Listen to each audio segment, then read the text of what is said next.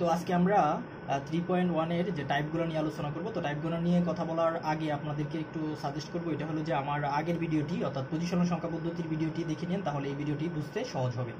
তো এখন আমি পরিচয় করে দিব আপনাদেরকে প্রত্যেকটা টাইপ কিভাবে, মানে আমরা পরীক্ষার উপযোগী অর্থাৎ পরীক্ষাতে আসার মতো আসতে পারে এরকম ধরনের টাইপ আমি রূপান্তর করে দেখাবো। তো আমি টাইপ আকারে ভাগ করে নিছি যে প্রত্যেকটা টাইপ, যে এখানে দশমিক সংখ্যা থেকে আমি বাইনারি সংখ্যা, দশমিক থেকে অক্টাল, দশমিক থেকে হেক্সা, এটা টাইপ 1-এ রাখলাম। অর্থাৎ আপনি যদি এই দশমিক থেকে বাইনারি সংখ্যাটা রূপান্তর করতে জানেন তাহলে আপনি এই সেম কাজ আপনি করতে পারবেন। তাহলে একটা টাইপ শিখলে, মানে অর্থাৎ আমরা এই ম্যাথটা শিখলে আমরা বাকি 3টা ম্যাথ পারবো।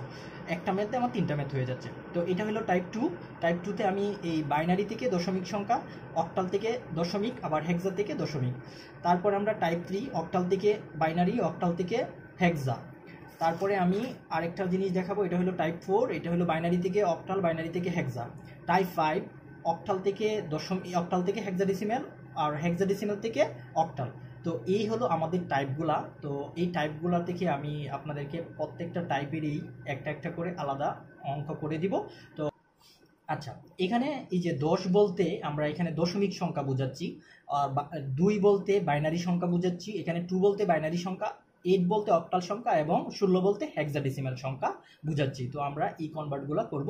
তো আমাদের পরবর্তী ভিডিও পেতে আমাদের চ্যানেলটি সাবস্ক্রাইব করে রাখতে পারেন। ধন্যবাদ সবাইকে।